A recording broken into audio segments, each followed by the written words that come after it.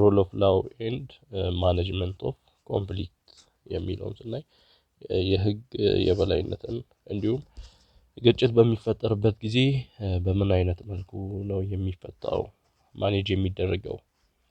The purpose of rule of law is to protect basic individual rights by requiring the government to act in accordance with pre-announced clear and general rules that are enforced by impartial courts in accordance with fair procedures። ያው የህግ የበላይነት ዋነኛ ጥቅሙ የዜጎችን መብት በጠበቀ መልኩ መንግስት የዜጎችን መብት በጠበቀ መልኩ ክሊር በሆነ መልኩ ነገሮችን እንዲከውን እንዲሁም እንደዚህ አይነት ችግሮች በሚፈጠሩበት ጊዜ ኢምፓርሻል በሆነ ኮርት ኢምፓርሻል ማለት ባልተበረዘ ወይንም ገለልተኛ በሆነ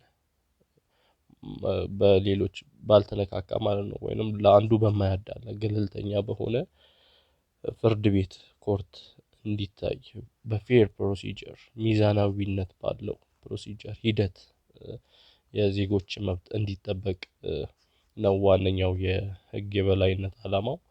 እና when these fundamental principles of constitution is respected, conflicts will be managed or minimized easily and peace and security maintained። እነዚህ መሰረታዊ የሆኑ መርሆች ህገ መንግስቱ መርሆች ሲከበሩ ግጭት ምን ይሆናል በቀላሉ ማኔጅ ማድረግ ይቻላል መቆጣጠር ይቻላል እና መቀነስም ሚኒማይዝ ማድረግ ይቻላል እና ሰላምንና ጸጥታን ማስከበር ወይንም ማስፈን ይቻላል። conflict is caused when two or more parties perceive that their interests are incompatible። ኮንፍሊክት የሚፈጠረው የሁለት ወይም ከዛ በላይ የሆኑ ግሩፖች ወይንም ፓርቲዎች ይኖራሉ ወይንም ሰዎች ይኖራሉ እና የነሱ ፍላጎት ሳይጣጣም ሲቀር ኢንኮምፓቲቢሊቲ ሲፈጠር and want to achieve their aim through actions that damage the interest of the other። የነዚህ ሁለት ግሩፖች ወይንም ሁለት ወይም ከዛ በላይ ፓርቲዎች ፍላጎት አለመጣጣም ብቻ ሳይሆን አንደኛው ፓርቲ ሌላኛውን ፓርቲ በሚጎዳ መንገድ አክት ሲያደርግ የራሱን ፍላጎት ለማሟላት የራሱን ሐሳብ ለማሟላት የሌላውን ፍላጎት ዳሜጅ በሚያደርግ መልኩ ሲሞክር ይሄ በዚህ ጊዜ ኮንፍሊክት ግጭት ይፈጠራል። እና እነዚህ ፓርቲዎች ያው ኢንዲቪጁዋልስ ሊሆኑ ይችላሉ ግለሰቦች ስሞል ወይም ላርጅ ግሩፕም ሊሆኑ ይችላሉ ቡድኖች ሊሆኑ ይችላሉ ካንትሪስ ሀገራትም ሊሆኑ ይችላሉ። እነዚህ ፓርቲ የተለያዩ ፓርቲዎች ያልናቸው conflicts should be handled peacefully through mechanisms that accommodate competing interests። ግጭቶች በሰላማዊ መንገድ ነው ሃንድል መደረግ ያለባቸው ወይንም መፈታት ያለባቸው እነዚህ ኮምፒት የሚያደርጉ የሚወዳደሩ ፍላጎቶችን ወይንም አንድ ላይ የመጡ እነዚህን ፍላጎቶችን በሰላማዊ መንገድ ለማስተካከል ወይንም ለማሟላት መሞከር ነው ያለብን በሰላማዊ መንገድ ነው ሃንድል መደረግ ያለባቸው ኮንፍሊክቶች። various instruments regulate ኮንፍሊክትን ግጭትን ለመቆጣጠር የተለያዩ ኢንስትሩመንቶችን እንጠቀማለን። the national constitution and laws አሁን ህገ መንግስቱ አሁን ግጭቶችን ሶልቭ ለማድረግ የሚጠቅሙ መሳሪያዎችን በምናይበት ጊዜ ኮንስቲቱሽን እና ህጎች ሎዎች እነዚህ ኮንፍሊክትን ለመፍታት ይረዳሉ። ፋሚሊ ወይንም ክላን ስትራክቸር በቤተሰብ የሚፈታ ግጭት አለ በጎሳ የሚፈታ አለ and the court system በፍርድ ቤት የሚፈታ ኮንፍሊክት አለ። relating to this procedural justice and alternative means of conflict management will now be discussed እዚህ ጋር እንዴት ግጭትን ሶልቭ የምናደርግበትን መንገዶች ነው የምናየው። ፕሮሲጀራል ጀስቲስ የሚለው ሪፈር የሚያደርገው ምንድነው? refers to the right to equality in the process that guarantee all persons equal procedural opportunities within the law። ያው ሁሉንም ሰዎች እኩል በሆነ መንገድ ለሁሉም ሰዎች እኩል የሆነ ፕሮሰስ፣ እኩል የሆነ እድል ፕሮሲጀራል ኦፖርቹኒቲ በህጉ መሰረት እንደሚሰጠው ነው። ያ ማለት ዘ ሚኒመም ፕሮሲጀራል ጀስቲስ ኢዝ ዛት ፓርቲስ ኢን ኮንፍሊክት whose rights are affected have the right to be heard without discrimination። አያችዋ እነዚህ ፓርቲዎች ግጭት ላይ ያሉ ፓርቲዎች መብታችን ተነክቷል ብሎ የሚያስቡ ወይንም መብታቸው የተነካ ፓርቲዎች ያለ ዲስክሪሚኔሽን ያለ መድሎ በእኩል ማንም ከማንም ሳይበላለት ማለት ነው በእኩል መልኩ የሚሰሙበት ሁኔታ እንዳለ። ያ ማለት ዊዛውት ዲስክሪሚኔሽን ስንል በሬስ፣ በዘር፣ በከለር፣ ሴክስ፣ ላንጉጅ፣ ሪሊጅን፣ ፖለቲካል ኤንድ አዘር ኦፒኒየን፣ ናሽናል ኦር ሶሻል ኦሪጂን፣ ዌልዝ፣ በርዝ ስታተስ በእነዚህ ሳይከፋፈሉ በእነዚህ መድሎ ሳይደረግባቸው በሃይማኖት፣ በቋንቋ፣ በዘር፣ በከለር፣ በሀብት ደረጃ፣ በተወለዱበት ባህል በእንደዛ ዲስክሪሚኔት ሳይደረጉ እነዚህ ኮንፍሊክት ቅሬታ ያላቸው አካላት እኩል የሚደመጡበት ሁኔታ ነው የሚያሳየን ፕሮሲጀራል ጀስቲስ። እና በፌዴራል ኮንስቲቱሽን አርቲክል 19 20 ምንድነው የሚለው? ፕሮቫይድ ዘ ኔሴሰሪ ሴፍጋርድስ ኦፍ ፕሮሲጀራል ጀስቲስ ሪጋርዲንግ ሁማን ራይትስ አስ ፎሎስ። ምንድነው የሚያስቀምጥልን? አንቀጽ 19 ንዑስ አንቀጽ 1 ላይ persons arrested have the right to be informed promptly in a language they understand of the reason for their arrest and of any charge against them። ህገ መንግስቱ ላይ አንቀጽ 19 ንዑስ አንቀጽ 1 ላይ ስለተያዙ ሰዎች ነው የሚያወራው።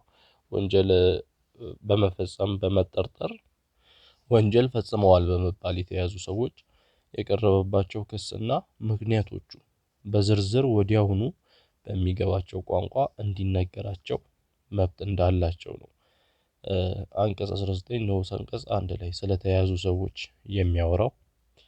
እንደገና አርቲክል 20 ሰብ አርቲክል 2 ላይ ደግሞ accused persons have the right to be informed with sufficient particulars of the charge brought against them and to be given the charge in writing።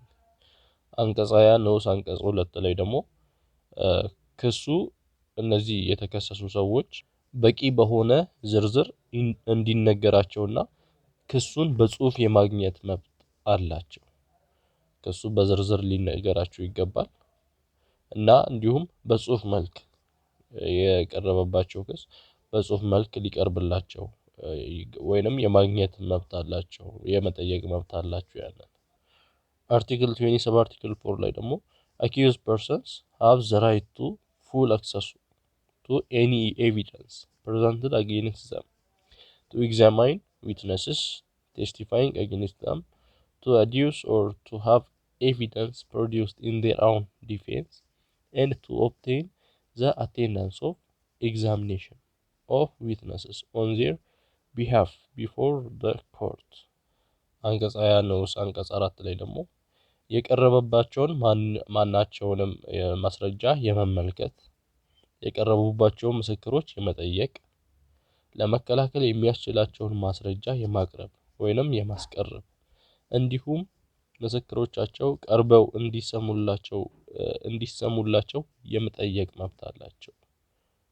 ስለዚህ እዚህ ፕሮሲጀራል ጀስቲስ ውስጥ ያየነው ይሄን ነው። እንግዲህ ያለ ምንም መድሎ ያለ ምንም ዲስክሪሚኔሽን ሰዎች እንደሚሰሙ ወይንም መሰማት እንዳለባቸው የተከሰሱ ሰዎች ነው የሚነግረን። ኔጎሺዬሽን፣ ሜዲዬሽን፣ አርቢትሬሽን ኤንድ ሊቲጌሽን are the alternative means of peacefully settling disputes። ግጭቶች፣ አለመግባባቶች ሲፈጠሩ እነዚህ አራቱ ነገሮች በሰላማዊ መንገድ ችግሮችን ለመፍታት የሚያስችሉ ሜተዶች ናቸው። the first three deal with the issues without recourse to law። የመጀመሪያዎቹ ሶስቶቹ ሜዲዬሽን፣ ኔጎሺዬሽን እና አርቢትሬሽን ወደ ህግ ሳይቀርብ ያ ጉዳዩ ወደ ህግ ሳይቀርብ የሚያልቅበት ሁኔታ ነው። እና they are considered to be cheaper and quicker than a formal law case ከመደበኛው ህግ የመደበኛው ህግ የሚባለው ያው በፍርድ ቤት ያለው ማለት ነው። ከፍርድ ቤት ካለው ህግ ፈጣንም ናቸው ርካሽም ናቸው እነዚህ ሜዲዬሽን፣ ኔጎሽዬሽን እና አርቢትሬሽን። they may also enable a matter to be settled with less anger and bitterness እና ጉዳዩ ብዙም ሳያበሳጭ ሰዎችን ሳያናደድ ወይንም እነዛ ዲስፑት አለመግባባት የተፈጠረባቸውን ሰዎች ወይንም ግሩፖች ሳያበሳጭ እንዲሁም ቂም ሳይዙ ብዙም ቂም ሳይዙ በሰላማዊ መንገድ እንዲያልቅ ያደርጋሉ። የመጀመሪያው ሶስቶቹ ኔጎሽዬሽን፣ ሜዲዬሽን እና አርቢትሬሽን። ኔጎሽዬሽን ምንድነው? የመጀመሪያው ይሄ ያው ቀጥታ ትርጉሙ ድርድር መደራደር እንደማለት ነው። this is one of the most common peaceful ways of settling a dispute አለመግባባትን ሴትል የምናረግበት በጣም ኮማን የሆነ ፒስፉል መንገድ ነው፣ ሰላማዊ የሆነ መንገድ ነው። እና it involves direct discussion between or among the parties to the disputes with the objective of reaching an agreement። ይሄኛው ኔጎሽዬሽን ምንድነው? እነዚህ አለመግባባት ላይ የደረሱ ሰዎች ወይንም ያልተግባቡ ሰዎች በዳይሬክትሊ እርስ በርሳቸው የሚነጋገሩበት የሚወያዩበት ነገር ነው ወደ ስምምነት ለመድረስ። እና በዚህ ቦታ ምን የለም ኖ አውትሳይድ ፓርቲስ ኢንቮልቭድ ኢን ዘ ፕሮሰስ። በፕሮሰሱ ላይ ውጫዊ አካል አይገባም። ባለ ጉዳዮቹ ወይንም ባለ ዲስፑቶቹ እነዚህ የአለመስማማት የሀሳብ አለመግባባት ያለባቸው ግሩፖች ራሳቸው ናቸው ቀርበው ስለ ጉዳዩ የሚወያዩት ስምምነት ላይ ለመድረስ። እና ይሄን ኢንተርናሽናል ሪሌሽኖች ላይ እናያለን። the essence of negotiation is the practice of diplomacy። ምንን ማምጣት ነው ይሄ ድርድር? ዲፕሎማሲን ለማምጣት እንደሆነ ያው በሀገራት ላይ እናያለን። የሚደራደሩ ሀገራት እንዳሉ የሆነ ነገር በሆነ ነገር አለመግባባት ሲፈጠር በድርድር የሚፈቱ ሀገራት እንዳሉ እናውቃለን። እና ዲፕሎማሲን ለመፍጠር አሪፍ ነው። ሌላው ሜዲዬሽን ነው። ሜዲዬሽን ማለት መካከለኛ ማለት ነው። ሜዲዬሽን is a method of non-binding dispute resolution involving a neutral third party who tries to help the disputing parties reach a mutually agreeable solution።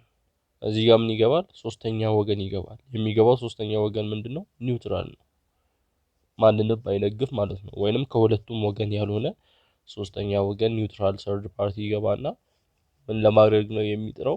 ሁለቱንም ወገኖች ሊያስማማ ሙቹዋሊ አግሪኤብል የሚያደርግ ወይንም የሚያስማማ መፍትሄ ለማምጣት ነው የሚጥረው። እና it is a procedure involving the suggestion of terms settlement by a third party ያመጣል።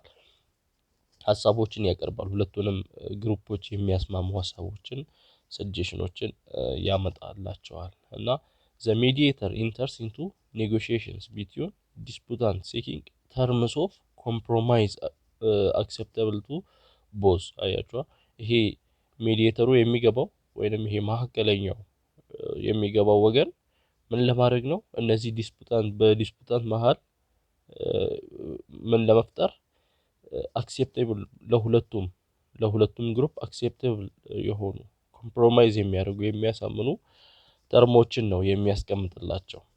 እና an effective mediator may not impose his or her will upon the parties። ኢፌክቲቭ ሜዲዬተር ነው የምንለው ወይንም ውጤታማ ሜዲዬተር ነው፣ ትክክለኛ ነው የምንለው ሜዲዬተር ምን አያደርግም? የራሱን ሀሳብ ወይንም የራሱን ፍላጎት እነዚህ ፓርቲዎች ላይ አይጭንም፣ ኢምፖዝ አያደርግም። ነገር ግን if he does or she does it could lead to loss of confidence። ነገር ግን ይሄን ካደረገ የራሱን ሀሳብ ሊያራምድ ከሞከረ እነዛ ፓርቲዎች ላይ ኮንፊደንሱን ያጣል ማለት ነው፣ ያለውን መተማመን ያጣል። ሌላኛው arbitration this means of applying legal principles to a controversy within limits previously agreed upon by the disputing parties።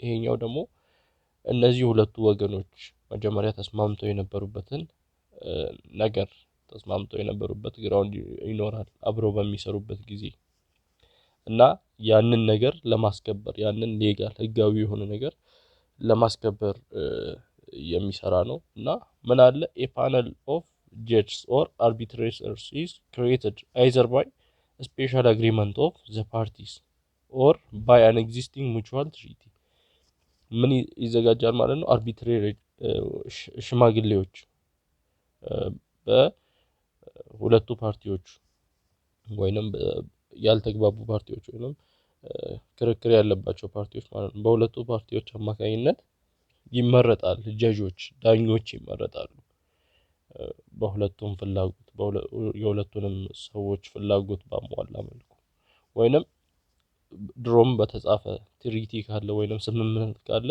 በድሮ ስምምነት መልኩ ዳኞች ይመረጣሉ ጉዳዩን የሚያዳምጡ ዳኞች እና the disputants also agree in advance to bound by the decision እና the agreement between the parties specifies the method of selecting the panel of arbitrators አሁን እዚህ ጋር የፓርቲዎቹ የነዚህ የተጣሉ ፓርቲዎቹ ምንድነው ስራቸው ምንድነው አንደኛ የአርቢትሬተሮችን ፓነል ወይንም የአርቢትሬተሮችን ስብስብ እነዚህ የሚሰሙትን ወይንም ዳኞችን ማለት ነው ስብስብ ሴሌክት ያደርጋሉ ይመርጣሉ the time and place of the hearing የቱ ጋር መደመጥ እንዳለበት ክርክሩ የት መሆን እንዳለበት ዳኞቹ ነገሮችን የት ማዳመጥ እንዳለባቸው ጊዜና ቦታ ያዘጋጃሉ ወይንም ይወስናሉ and any limitations upon the facts to be considered or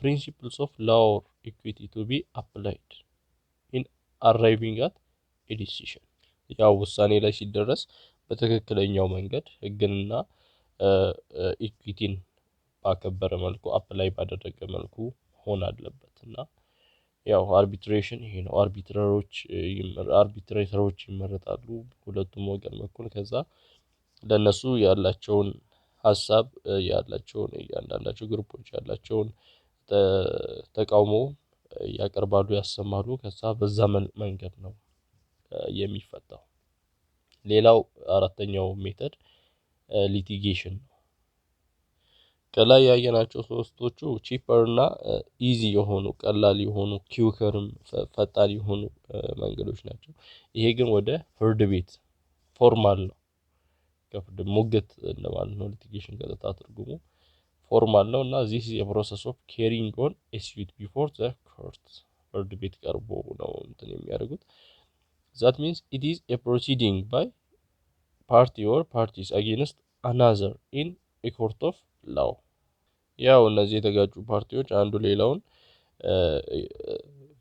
አንዱ ከሌላው ጋር የሚሟገትበት በፍርድ ቤት ህግ መሰረት ነው እና this is different from the above peaceful mechanism ከላይ ካየናቸው peaceful mechanismዎች የተለየ ነው it is based on formal established procedural rules አያችኋ መደበኛ በሆነ ፎርማል በሆነ በተቀመጡ ህጎች ከስተሞች ልማዶች or practices of conflict resolution mechanism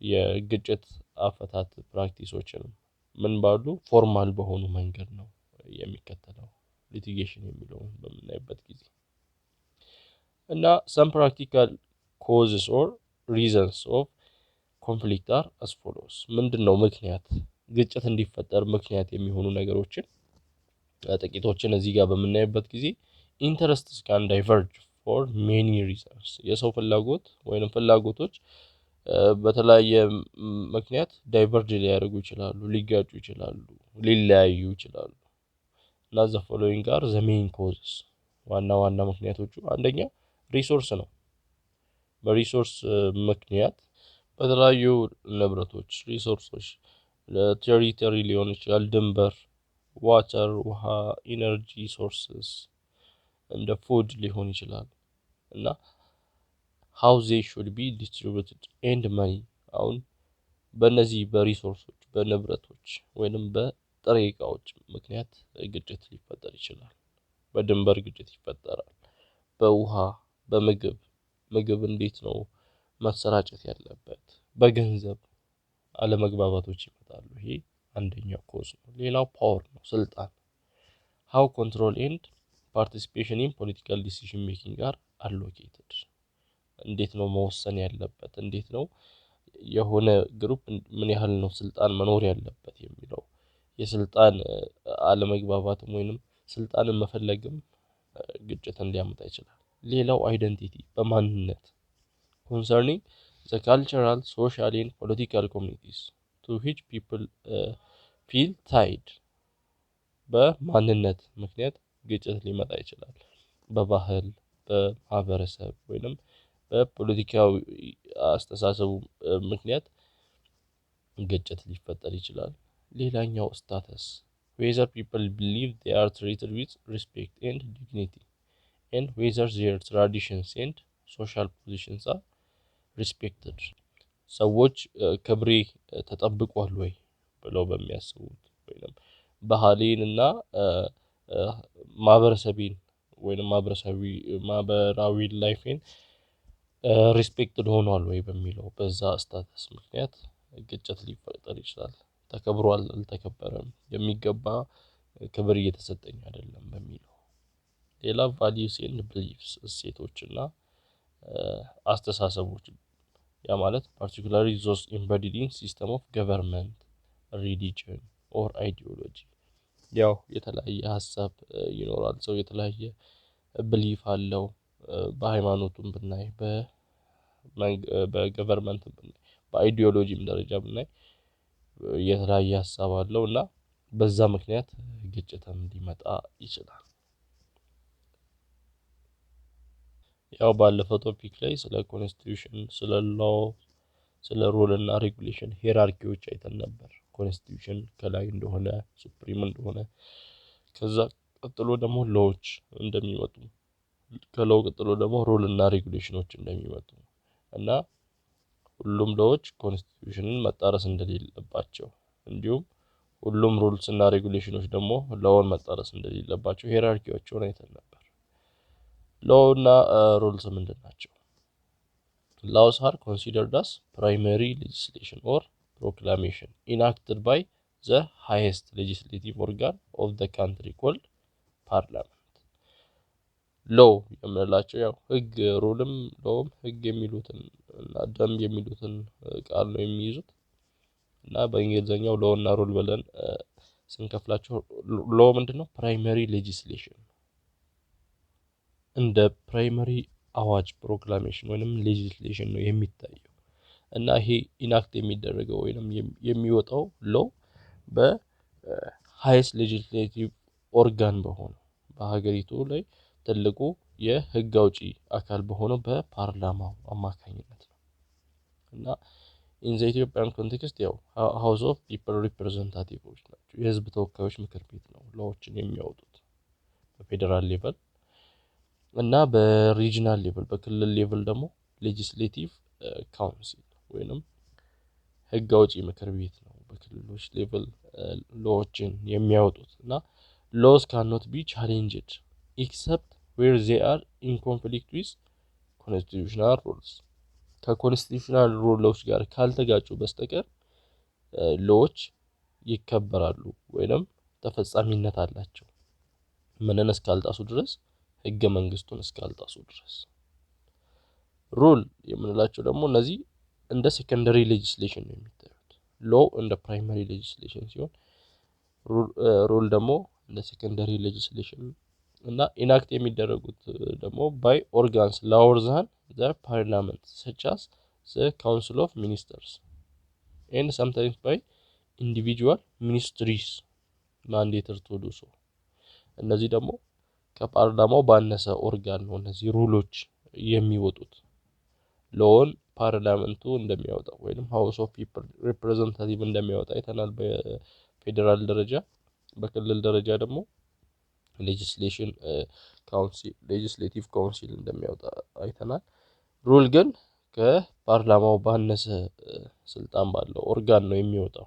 ያ ማለት በካውንስል ኦፍ ሚኒስተርስ ወይንም በሚኒስትሮች ምክር ቤት አማካኝነት ወይንም አንዳንድ ጊዜ በኢንዲቪጁዋል ሚኒስትሪዎች ሊወጣ ይችላል።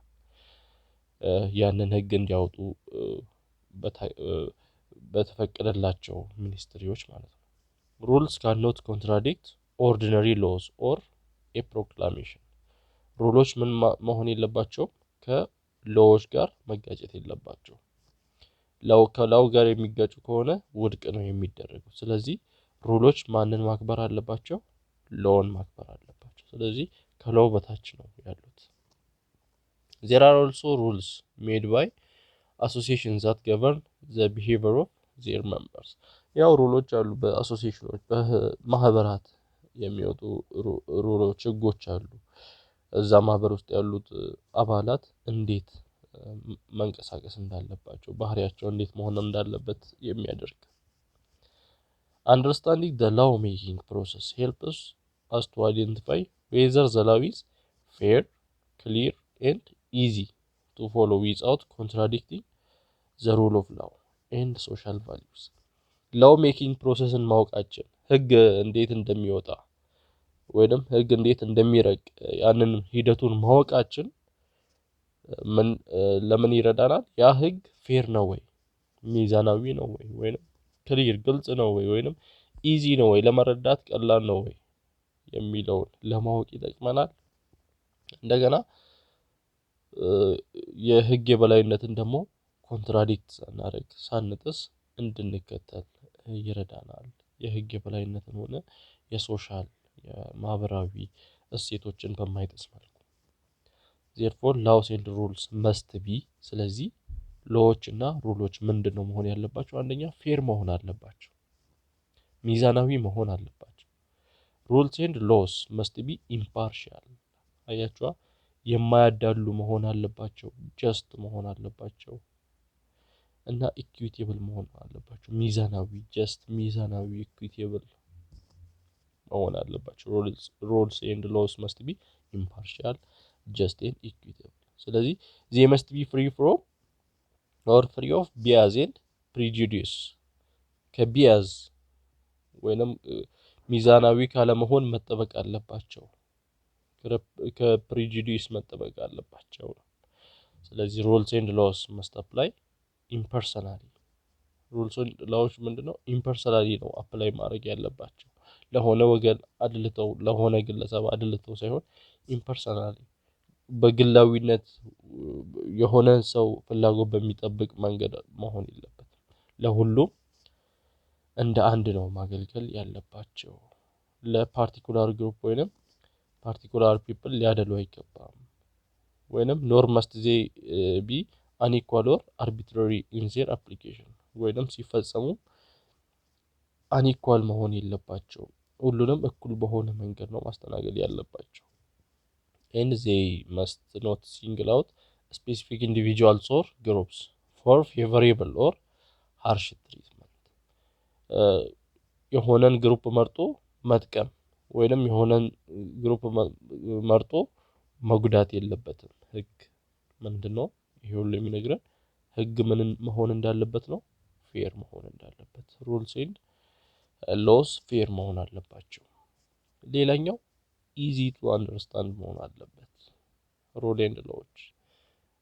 rules and laws must be stated in a clear and understandable manner። ክሊር በሆነ ግልጽ በሆነ በቀላሉ መረዳት በሚያስችል መንገድ ነው ስቴት መሆን ያለባቸው። ያ ማለት with the absence of cross reference። ማጣቀሻ ማስቀመጥ የለበትም። ህጎች ሲጻፉ ማጣቀሻ ከእንትን መጽሐፍ ከእንትን የተወሰደ እየተባለ ክሮስ ሪፈረንስ አያስፈልግም። እንደገና ጀርገን አያስፈልግም።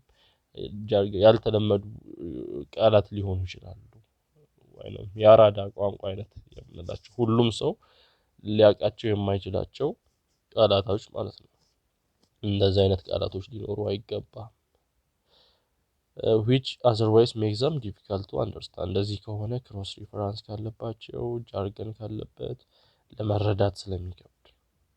they must avoid having too much detail or being too narrow ያጇ በጣምም ዲቴይል መብራራት የለበትም በጣምም መጥበብ የለበትም however laws and rules have sometimes ambiguity and incomplete phrases that are subject to interpretation by judges and law professionals ነገር ግን አንዳንድ ጊዜ ህጎች ምን ሊሆኑ ይችላሉ ያላለቁ አይነት ፍሬዞች ሊሆኑ ይችላሉ ወይንም የማይገቡ አይነት ሊሆኑ ይችላሉ ነገር ግን እነዛ በዳኞች ይፈታሉ ወይንም በፍርድ ቤት በህግ የህግ ዕውቀት ባላቸው ሰዎች ኢንተርፕሬት የሚተረጉሙ ናቸው ስለዚህ ሁለተኛው ምን መሆን አለበት ሩልስ እና ላዎች ኢዚ ቱ አንደርስታንድ መሆን አለባቸው በቀላሉ ክሊር የሆኑና አንደርስታንዴብል መረዳት የምንችላቸው መሆን አለባቸው ሌላው ዌል ዲዛይንድ ሊሆኑ ይገባል ዲዛይናቸው must be designed to achieve political economic and social development and need to fit with the changing circumstances ፖለቲካዊው ኢኮኖሚያዊውን ማህበራዊውን እድገት ፊት በሚያደርግ መልኩ ነው ዲዛይን መደረግ ያለበት እነዚህ በሚያሳካ መልኩ አቺቭ በሚያደርግ መልኩ በሚደግፍ መልኩ እንዲሁም ከሚቀያየሩ ሁኔታዎች ጋር ራሱን ፊት የሚያደርግ መሆን አለበት እና they must be based on human dignity equality and freedom in democratic society በዲሞክራሲያዊ ማህበረሰብ ዘንድ ምን መሆን አለባቸው እነዚህ ሩል እና ላዎች የሰውን ክብር የሚጠብቁ እኩልነትን እንዲሁም ነፃነትን በሚጠብቅ መልኩ በእነዚህ ላይ ተመስርተው ነው መሰራት ያለባቸው rules and laws should not invade rights unless they need to achieve their basic purposes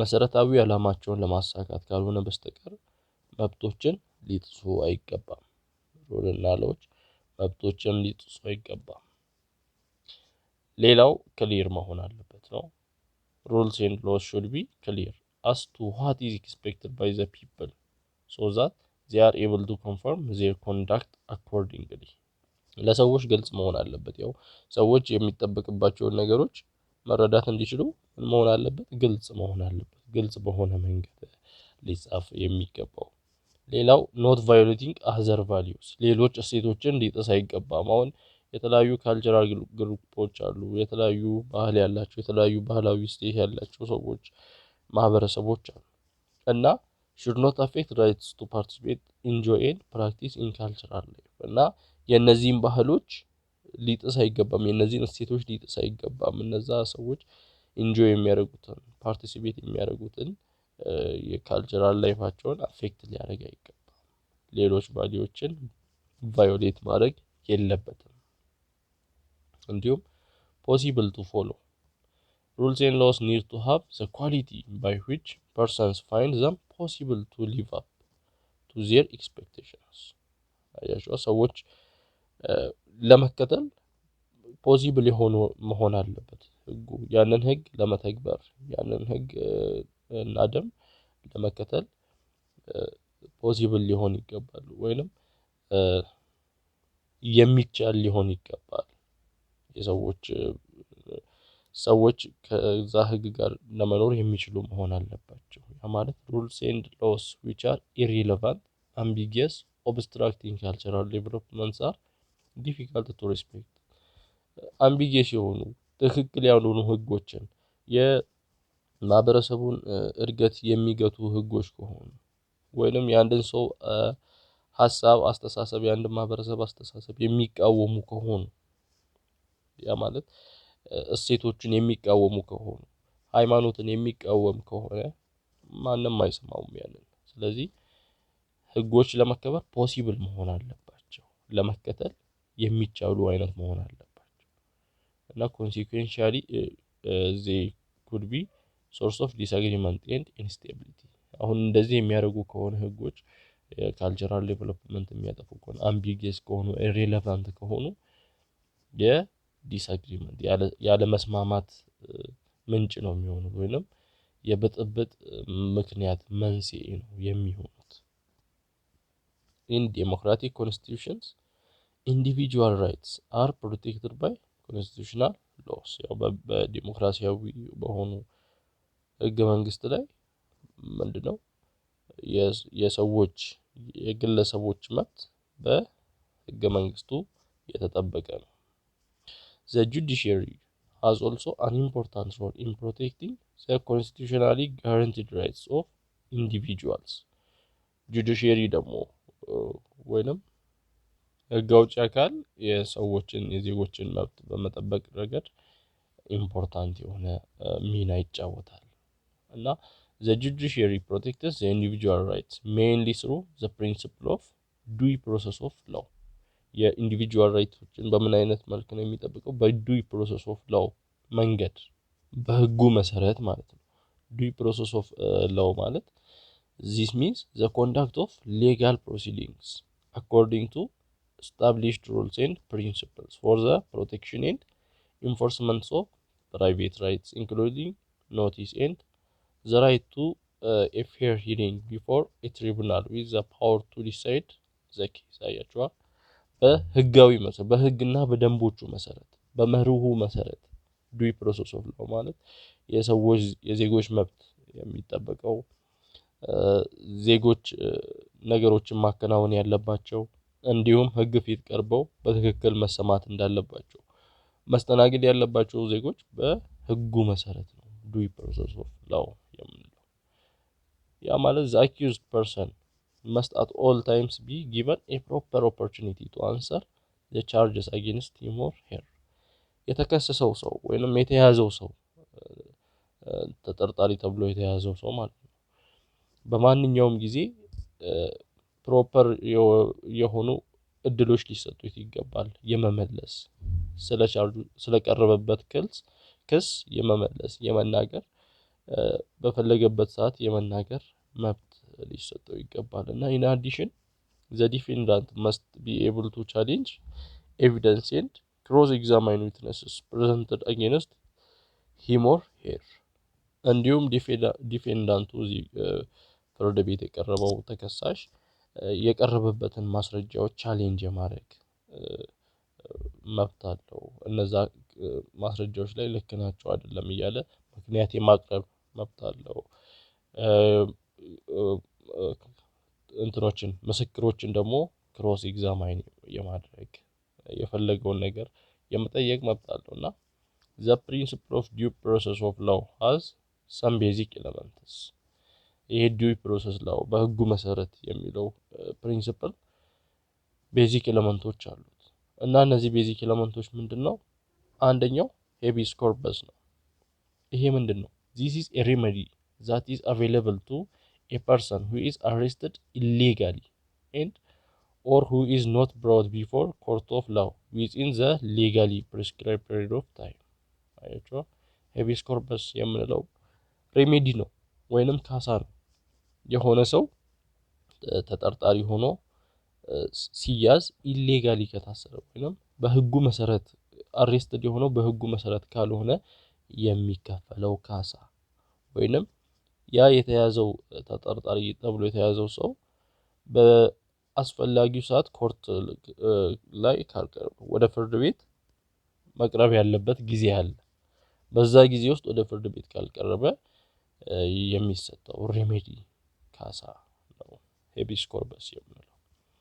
እና አርቲክል 19 ሰብ አርቲክል 4 ላይ እንዳየነው provides that all persons have an inalienable right to petition the court to order their physical release where the arresting police officer or the law enforcer fails to bring them before a court within the prescribed time 48 hours and to provide reasons for their arrest. አንቀጽ 19 ንዑስ አንቀጽ 4 ላይ ምንድነው የሚለው? የያዛቸው የፖሊስ መኮንን ወይንም የህግ አስከባሪ በጊዜው ገደብ ፍርድ ቤት በማቅረብ የተያዙበትን ምክንያት ካላስረዳ ፍርድ ቤቱ የአካል ነጻነታቸውን እንዲያስከብርላቸው የመጠየቅ ሊጣስ የማይችል መብት አላቸው። ሆኖም ፍትህ እንዳይጓደል ሁኔታው የሚጠይቅ ከሆነ አሁን እዚህ ጋር የሚለው ምንድነው? ዋናው ሐሳብ የተያዙ ሰዎች ከተያዙ በኋላ በ48 ሰዓታት ውስጥ ፍርድ ቤት መቅረብ አለባቸው። የተያዙበትን ምክንያት ተነግሯቸው ፍርድ ቤት ቀርበው ስለተያዙበት ነገር መወራት አለበት። ካልሆነ በ48 ሰዓት ውስጥ ወደ ፍርድ ቤት ከተያዙ ከ48 ሰዓት ውስጥ ፍርድ ቤት የማያቀርቧቸው ከሆነ ነፃ የመለቀቅ የመጠየቅ መብት አላቸው። መጣስ የማይችል በ48 ሰዓት ካልቀረቡ የመፈታት መብት አላቸው ነው የሚለው። ስለዚህ ሄቢስ ኮርፐስ ሬሜዲ ነው የሚሰጠው መብት ነው ለዚህ ለተያዘው ሰው ተጠርጣሪ ተብሎ ለተያዘው ሰው የሚሰጠው መብት ነው። ሌላው ፕሪዘምፕሽን ኦፍ ኢኖሰንስ፣ ይሄኛው ደግሞ ቤዚክ ኤሌመንት ነው የዱይ ፕሮሰስ ኦፍ ላው ቤዚክ በህጉ መሰረት በሚለው ምንድነው an accused person has a right to be presumed innocent until a final decision of court is given። የፍርድ ቤቱ የመጨረሻው ውሳኔ እስኪወሰን ድረስ ያ ተከሳሽ ምንድነው ነፃ ተብሎ ነው የሚታሰበው፣ ኢኖሰንት ነው ተብሎ ነው፣ ወንጀለኛ አይባልም ፍርድ ቤቱ ውሳኔ እስከሚሰጥ ድረስ። እና አርቲክል 27 አርቲክል 3 ላይ ኮንስቲቱሽናችን ምንድነው የሚለው ስቲፑሌት ዛት ኤቭሪዋን ቻርጅድ ዊዝ ኤ ክሪሚናል ኦፌንስ ሃዝ ዘ ራይት ቱ ቢ ፕሪዚዩምድ ኢኖሰንት አንቲል ፕሩቨን ጊልቲ አኮርዲንግ ቱ ዘ ሎው። አንቀጽ 20 ንዑስ አንቀጽ 3 ላይ በፍርድ ሂደት ባሉበት ጊዜ በተከሰሱበት ወንጀል እንደ ጥፋተኛ ያለመቆጠር ከምስክርነት እንዲቀርቡም ያለመገደድ መብት አላቸው። እና በፍርድ ሂደት ባሉበት ጊዜ እንደ ጥፋተኛ አይቆጠሩም፣ ኢኖሰንት ተብሎ ነው የሚያዘው። ስለዚህ this prevents the public authorities from judging the outcome of the trial before the court finds the defendant to be guilty or not guilty እና ወንጀለኛ ተብሎ እንዳይፈረጅ ያደርገዋል ማለት ነው። ኮርቱ ፍርድ ቤቱ ከመወሰኑ በፊት ወንጀለኛ ብለን መፈየድ አንችልም። ሌላኛው ኢምፓርሻል ትሪቡናል ነው። ያ ማለት ገለልተኛ በሆነ ፍርድ ቤት ነው ጉዳያቸው የሚታየው። this refers to the court being non-partisan in its dealings with a case። non-partisan መሆን አለበት በዛ ኬዝ የሆነ ቀድሞ ሌላ ሰው ወይንም ሌላ እንትን ከንክኪ ሊኖር አይገባም ከሌላው ፓርቲ ጋር ከሌላው ግሩፕ ጋር ነፃ ነው መሆን ያለበት፣ ገለልተኛ በትክክል ለማንም ሳያዳላ እንዲፈርድ። አርቲክል 31 ሰብ አርቲክል 1 of the FDRE constitution ensures accessibility of court and tribunals to all defendants equally without any distinction as to race, religion, sex, property እና ህገ መንግስታችን አንቀጽ 37 ንዑስ አንቀጽ 1 ላይ ማንኛውም ሰው በፍርድ ሊወሰን የሚገባውን ጉዳይ ለፍርድ ቤት ወይንም ለሌላ በህግ ዳኝነት ለተሰጠው አካል የማቅረብና ውሳኔ ወይንም ፍርድ የማግኘት መብት አለው ይላል። እና ሁለተኛው ላይ ምንድነው የሚለው በዚህ ነው በንዑስ አንቀጽ 1 ላይ የታየውን ውሳኔ ማንኛውም ማህበር የአባላቱን የጋራ ወይንም የግል ጥቅም በመወከል ያው ያለ ዲስክሪሚኔሽን መስተናገድ እንዳለባቸው ነው ኢምፓርሻል ትሪቡናል የሚነግረን። በቀለምም ሆነ በሃይማኖትም በጾታም በማንኛውም ነገር ምን መሆን አለባቸው without discrimination ነው መስተናገድ ያለባቸው ዲፌንዳንቶች ተከሳሾች። at every stage of a trial judges are obliged to treat parties equally when applying laws። ፓርቲዎችን የተለያዩ ፓርቲዎችን ከሳሽንም ሆነ ተከሳሽንም በእኩል እይታ ነው ሊያዩ የሚገባው ጀጆች ዳኞች በፍርድ ቤቱ ላይ። ሌላኛው ፌር ኖቲስ ነው። ይሄ የሚያሳየው ደግሞ this deal with the summons which must be written in a language that the defendant can understand። የመጥሪያ ወይንም የክስ ደብዳቤው የመጥሪያ ወረቀቱ ያ ተከሳሽ በሚገባው ቋንቋ ነው መጻፍ ያለበት፣ በሚገባው በሚረዳው ላንጉዌጅ ነው መጻፍ ያለበት። እና it should also contain the time and the place where the defendant must present him or herself። እና በዛ በመጥሪያ ወረቀቱ ላይ ያ ሰውዬ ወይንም ያ ተከሳሽ መች መቅረብ እንዳለበት ቦታውንና ጊዜውን መችና የት መቅረብ እንዳለበት የያዘ መሆን አለበት። ፌር ኖቲስ እንለዋለን። ስፒዲ ኤንድ ፐብሊክ ትራያልስ በምንለው ደግሞ an accused person has the right to a quick public trial unless the case is related to national security, public safety and to protect the privacy of the accused። አሁን ያ የተከሰሰው ሰውዬ ምን መሆን ይችላል? ያው ቤቱ እየተመላለሰ ክሱንም ማድመጥ ይችላል። ያው ክሱ የናሽናል ሴኩሪቲ ካልሆነ በእስር ላይ ሆነው ክሳቸውን እንትን የሚሉ የሚከታተሉ እንደ ናሽናል የሀገር በሀገር ደረጃ እንትን ያደረጉ የሀገርን ደህንነት የሚያሰጋ ስራ የሰሩ ከሆነ የማህበረሰቡን ሴፍቲ ፐብሊክ ሴፍቲን እንትን የሚያደርግ የሚያሰጋ ነገር የሰሩ ከሆነ እንደዚህ አይነት ከሆኑ በመታሰር ክሳቸውን ይከታተላሉ። ካልሆነ ግን ፐብሊክ ትራያል ቤታቸው እየሄዱ የተመላለሱ ክሳቸውን መከታተል ይችላሉ። ሌላው ራይት ቱ ካውንስል ነው። this is the right to be represented by legal counsel በጠበቃ መወከል እንደሚችሉ ያላቸውን መብት ነው የሚናገረው። this counsel can be provided by the defendant or at state expense። ይሄ ካውንሲል ይሄ ጠበቃ ለዛ ለተከሳሹ ሊቀርብለት የሚችለው በራሱ በተከሳሹ አማካኝነት ሊሆን ይችላል ወይንም ተከሳሹ ማቅረብ ካልቻለ ደግሞ ስቴት አገሪቷ ልታቀርብ ትችላለች ወይንም መንግስት ሊያቀርብለት ይችላል። እና ይሄ ሌጋል ካውንሲል ያስፈልገው ምንድነው? ጠበቃ ያስፈልገበት ምክንያት is important as the defendant will be unlikely to have the legal knowledge that works in his or her favor። ህጋዊ የሆነ ነገሮችን እውቀት ከሌለው በህግ ዙሪያ ስላሉ ነገሮች መብቱን ራሱን ዲፌንድ ማድረግ የማይችል ከሆነ ራሱን መከላከል የማይችል አይነት ከሆነ ያስፈልገዋል። እና ያንን ጠበቃ የማግኘት መብት አለው ይሄ ተከሳሽ በራሱም ወጪ ሆነ በስቴትም ኤክስፔንስ። ሌላው right against self incrimination under criminal law it is the prosecutor who has the burden of providing evidence for the commission of a crime beyond reasonable doubt። በክሪሚናል ህግ መሰረት ወይም በወንጀል ህግ መሰረት ማስረጃዎችን ማቅረብ ያለበት እዛ ሰው ላይ ተከሳሹ ላይ ማስረጃዎችን ማቅረብ ያለበት ፕሮሲኪዩተሩ ወይንም አቃቢ ህጉ ነው። እና therefore the defendant has no burden to prove his innocence። ስለዚህ ይሄ ዲፌንዳንቱ ተከሳሹ ራሱን ንጹህ እንደሆነ የማረጋገጥ ግዴታ የለበትም። ንጹህ ነኝ እያለ የማውራት ምናምን ግዴታ የለበትም።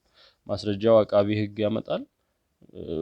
አቃቢ ህግ ሰብስቦ የማምጣት መብቱ የአቃቢ ህግ ነው። እና እንጂ ሰውየውን ሰርተሃል እንትን አላልክም ምናምን እያለ አይደለም የሚጠይቀው። ማስረጃው ይመጣል በዛ ማስረጃው መሰረት ነው የሚጠየቀው እንጂ ሰውየውን ማስለፍለፍ ወይንም ማወጣጣት አይቻልም ነውና በአርቲክል 19 ሰብ አርቲክል 2 ላይ የኮንስቲቲዩሽኑ ምንድነው የሚለው? the defendant has the right to remain silent። ዲፌንዳንቱ ዝም የማለት መብት አለው። ጥያቄዎችን በሚጠየቅበት ጊዜ ያለ መመለስ መብት አለው። the court must make it clear to the defendants in advance that anything they may say could be used as evidence against them። እና ፍርድ ቤቱ ግልጽ ማድረግ አለበት ለተከሳሹ ማንኛውም የሚያወሩት ንግግር ተከሳሹ ማንኛውም የሚያወራው ንግግር እንደ ማስረጃነት ሊያዝበት እንደሚችል ይሄ ግልጽ ሆኖ መነገር አለበት። እና moreover a person cannot be compelled to make a confession or admission which could be used in evidence against them። እና ማወጣጣት አይቻልም። ኮንፌሽን እንዲያደርግ እንዲለፈለፍ ማድረግ አይቻልም። ማስረጃው ይቀርብል አቃቢ ማስረጃ ሰብስቦ ማምጣት አለበት። በዛ ማስረጃ መሰረት ነው እንጂ ሊጠየቅ የሚገባው ማስረጃ ሳይመጣ ያንን ሰው ኮንፌስ እንዲያደርግ ማድረግ አይቻልም። ይሄ ተከሳሹ ዝም የማለት ሪሜን ሳይለንት መሆን መብት አለው። ሌላው ፕሮቴክሽን አጌንስት ደብል ጂኦፓርዲ አርቲክል 21 ሰብ አርቲክል 3 ላይ የፌደራል ኮንስቲቲዩሽኑ ምንድነው የሚለው? where an individual has been previously tried and acquitted or convicted that the person cannot be charged and convicted again for the same offense። በሌላ ክስ የተከሰሰ ከሆነ ወይንም የተፈረደበት ኦሬዲ ያለቀ ክስ ከሆነ ሌላ ወንጀል ሰርቶ ሲመጣ የሚፈረድበት በዛ ወንጀል እንጂ ያ የድሮ ክስ እንትን አይባልም፣ በዛ ክስ መሰረት አይከሰስም። ለምሳሌ ያ ሰው መጀመሪያ ሰርቆ ከመጣ ሁለተኛ ዙር ላይ ጉቦ ተቀብሎ ከመጣ ወደ ፍርድ ቤቱ ሰርቆ በመጣበት ክስ ኦልሬዲ የተከሰሰበት ከሆነ የተፈረደበት ከሆነ በዚህኛው ዙር ሌላ ወንጀል ሰርቶ ሲመጣ ያ ክስ አይታይም ወይንም በዛ ክስ ድጋሚ ሊከሰስ አይችልም። ኦልሬዲ የጨረሰው ወይንም የተፈረደበት ከሆነ ጨርሷል። ስለዚህ ደብል ጂኦፓርዲ አይኖርም፣ ፕሮቴክት መደረግ አለበት። ድጋሚ ድሮ ያጠፋውን ነገር ድጋሚ ኦልሬዲ የተፈረደበትን ነገር ድጋሚ እያመጡ ድጋሚ በዛ ክስ መከሰስ የለበትም ነው። ሌላው ራይት ኦፍ አፒል ነው፣ ይግባኝ የመጠየቅ መብት። The accused or the prosecutor after a decision has been made by the court is entitled to recourse by way of appeal or review to a competent high court። እና ይህ ተከሳሽ ከተከሰሰ በኋላ ወይንም ከተፈረደበት በኋላ ምናልባት ድጋሚ እንዲታይለት ከፈለገ ወንጀሉ ወይንም ክሱ ድጋሚ እንዲታይለት ከፈለገ ከዛ ፍርድ ቤት ለሚበልጠው ፍርድ ቤት ይግባኝ ማለት ይችላል ወይንም ይግባኝ ማቅረብ ይችላል። አርቲክል 20 ሰብ አርቲክል 6 ላይ ይሄንን ነው የሚያስቀምጠው። all persons have the right of appeal to the competent court against an order or a judgment of the court which first heard the case። 6 ላይ ክርክሩ በሚታይበት ፍርድ ቤት በተሰጠባቸው ትዕዛዝ ወይንም ፍርድ ላይ ስልጣን ላለው ፍርድ ቤት ይግባኝ የማቅረብ መብት አላቸው። ስልጣን ላለው ፍርድ ቤት ነው ይግባኝ፣ ለከፍተኛው ወይንም ለሃይ ኮርት ማለት መጀመሪያ ክሱ ለታየበት ሳይሆን ለከፍተኛው ፍርድ ቤት ይግባኝ ማለት መብት አላቸው ድጋሚ እንዲታይላቸው የሚፈልጉ ከሆነ። ስለዚህ እነዚህ ነገሮችን ለማየት ሞክረናል። የተከሳሽ መብት ምን እንደሆነ፣ ተከሳሹ በዱይ ፕሮሰስ ኦፍ ላው መታየት እንዳለበት በህጉ መሰረት እና ለተከሳሹ ምን መብት እንዳለው ሄቢስ ኮርበስ ከሚለው አይተናል። ሬሜዲ የሚሰጠው መፍትሄ፣ ሰውየው ኢሌጋሊ ፍርድ ቤት ከቀረበ የሚሰጠው መፍትሄ ያለው መፍትሄ፣ እንዲሁም በሰዓቱ የማይቀርብ ከሆነ ያለው ሬሜዲ ነው ያየነው እና የተለያዩ ፕሬዘምፕሽን ኦፍ ኢኖሰንስ እያልን እነዚህን አይተናል።